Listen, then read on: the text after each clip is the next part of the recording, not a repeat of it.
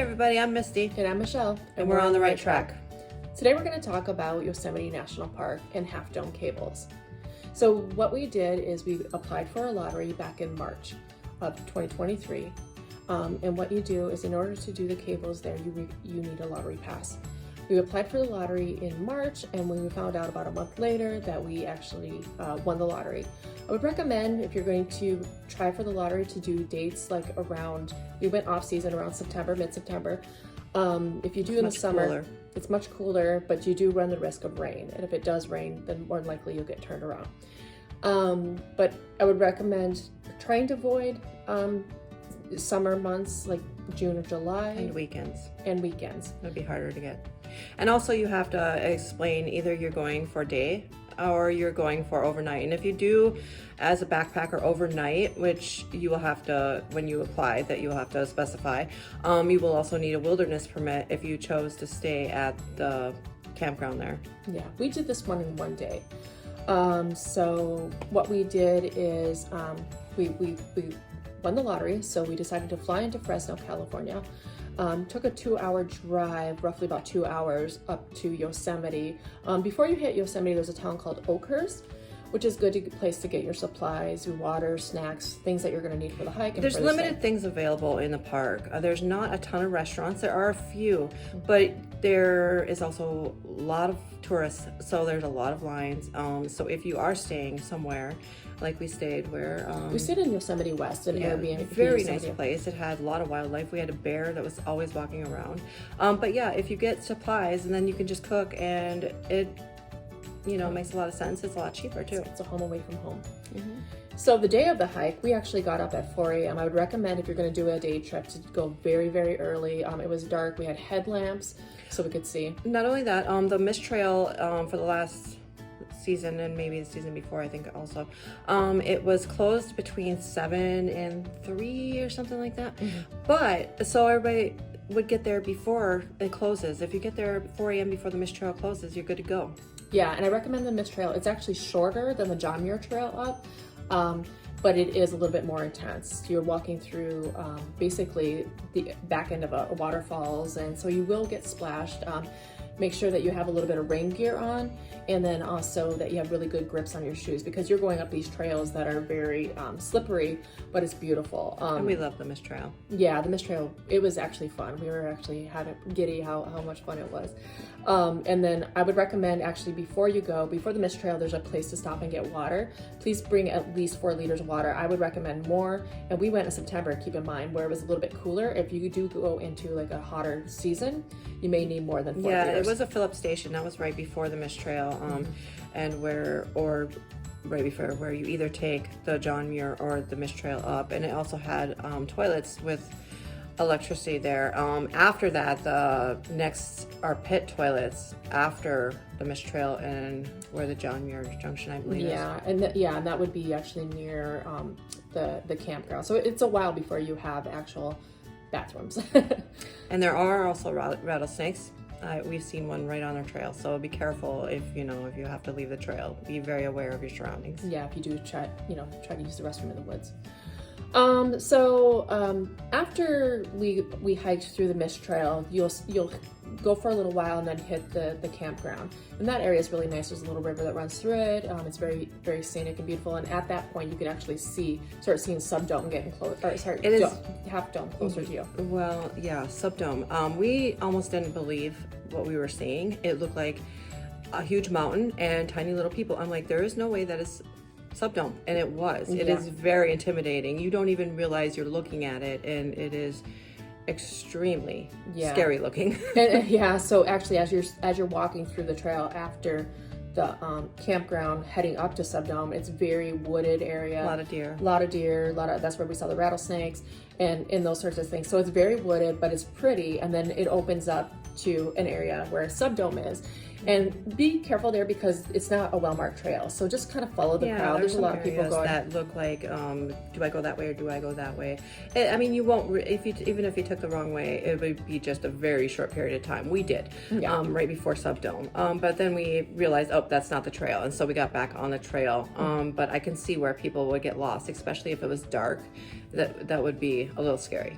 Yeah, so I would, just be mindful of that. And then, like I said, there's always somebody on the trail, so kind of follow the people, the crowd that goes.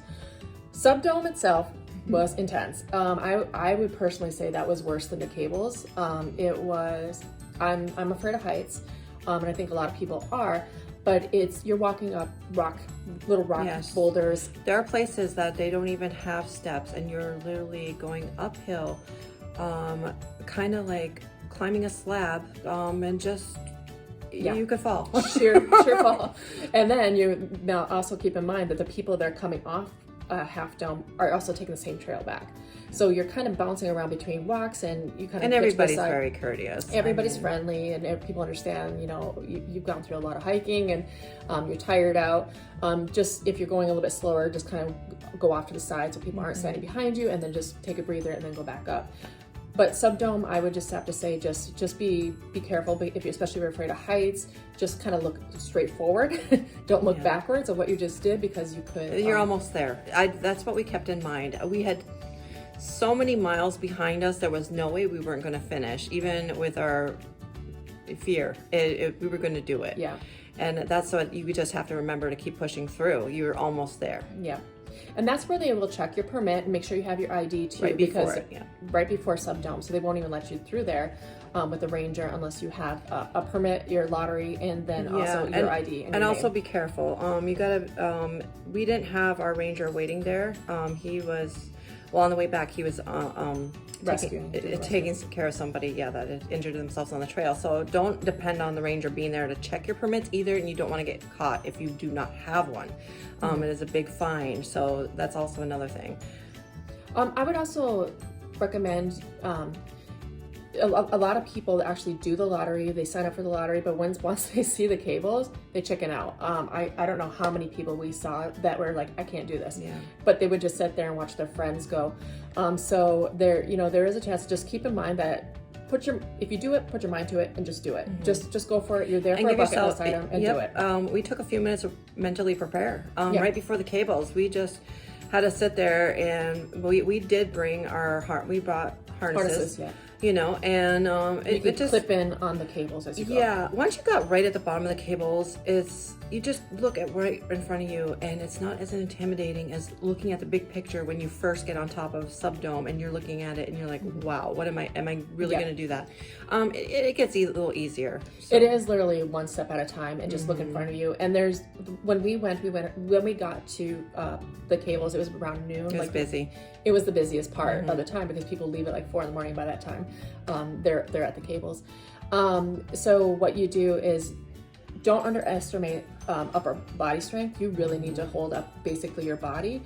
There's slats, especially in the beginning of the cables, where you can put your feet in and just kind of hold it. The wooden planks, yeah. There's the planks. Put your feet there and hold it, but you also keep in mind that the person in front of you needs those too. So, just kind of go slow. It's a slow process getting up there. When they get up to the next one, you go up to the next one. Exactly.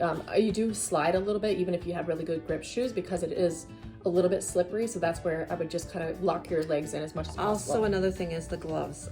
We had 2 different kinds of gloves. I had like the rubber gardening type gloves, which is much better than, say, her husband had a stainless steel type of gloves that we use for cooking, and those were slippery. Slippery. So the rubberized, I'm not sure what material exactly that is, but that is the ones you want to use. Yeah, the cheap garden gloves with the rubber really help out. Rubber grips. Yeah, rubber grips. So recommend using those. Once you get up to the cables, you made it. You didn't have a heart attack. It's a beautiful view. I also recommend, even the Subdome view was beautiful too. That's really good. So you can stay up there, take your photos. It's windy, but it's really pretty. On the way down, what I did, because again, I'm afraid of heights, I didn't want to look down. So I didn't want to go forward going down, so I went backwards down. It's up to you what you choose. Some people were sliding on their butts going down, but hold on to the cables as you do. And you can also use one side and go down like that, versus having one hand on each cable. You can't, because there's so many people. Yes. And it's rude. So it's just as slow going down. It is going up. You kept hearing water bottles falling, so make sure that everything's really tightly packed into your pack that you're carrying up. We left our poles. We left our poles at the bottom before cables, and a lot of people do. They recommend don't doing that, but everybody else was doing it. We didn't want to carry our poles and have the chance of hitting somebody or losing them on the trail. Cables. Yeah. So after that, we climbed down. Again, we had to go through Subdome to get down, and it's the same path up as you go down. It didn't seem nearly as bad to me going down on Subdome. I wasn't terrified. Maybe that's because it was over. You know, where you're on your way back, and you know you did it, and you kind of have a little adrenaline going. But for me, it did not seem as bad going down. I wasn't as scared. It wasn't too bad. Yeah, for me it was, but I'm afraid of heights. So again, I just looked at my feet and just kind of watched where I went and went down. Once you hit, you get off Subdome, again, you're back into that more of a wooded valley area where it's not flat, but it's, you know, now you're going down. Don't underestimate going down. It is just as tough going down, maybe sometimes in some spots harder. We couldn't realize how many miles we walked. We're like, okay, we gotta be almost done. And you know, I didn't get a single blister, but I lost 3 toenails because my shoes going down kept hitting the front of my feet, or my toes kept hitting the front of my shoes. So I ended up losing 3 toenails weeks later. But it is a very, very long hike. So usually you think, oh, the way back's easy on a hike, you know, it just seems faster. It didn't. Yeah. It was a very, very long time. And just keep in mind, you're exhausted. You start at 4 o'clock in the morning. By this time, it's like 2 o'clock in the afternoon. You're ready just to be done and over with, but you have to be mindful, be careful, because what we did is we ended up taking John Muir Trail back down, because there is a cutoff time, like we said with Mist Trail, on certain hours that you can go, but then also because of the construction. It's under construction. We don't, this has been in the past couple of years, so we don't know how long it's going to be, but we took the John Muir Trail down, which there's areas of slippery. There was a girl that broke her ankle on the trail, and they had to call a crew in to come and take her off on a stretcher. So again, keep that in mind, that it's just as intense going down it is going up. Several miles going down. The average time to complete Half Dome and the cables from start to finish is 10 to 14 hours, and we did it in 13 hours. Yeah. And we had lunch, you know. Yeah, we and stopped. We took breaks. We took lots of breaks. Yeah, take lots of breaks. Bring lots of like sugary snacks and salty snacks. But also for people that think they can't do it. We're in our 40s. You know, absolutely you can. Yeah. You know, don't underestimate yourself either. I mean, it was difficult. But if we can do it, you know. And we did practice, like we did, do hiking trails beforehand, the elevation gain, make sure that you're prepared for that. I would get there at least a couple days ahead of time, so if you adjust to the altitude. But yeah, be prepared, hike as much as you can. Even in the winters, if you're in the treadmill in the gym, put it on incline. Just do what you can do, because you really need to build up that leg muscles, but also work on your arm strength too, because you do need to carry a lot of your body weight up the cables itself, and that will, depending on how many people are there, it could take like 45 minutes to do it. I mean, sometimes if nobody's there, you can do it in 15 minutes, but it could take a long time, because depending on how many people show up. All in all, it was a really good trip. Highly recommend it as a bucket item. I don't think I'll ever do it again. I don't think I'd do it again. I would probably do the Mist Trail again, but we've been there, done that, so we don't really feel like we need to. But yeah, it was absolutely, I would love to see the Mist Trail during the day. That's the problem. We saw it when it was dark, just so we could get through there early and get, because it's such a long hike.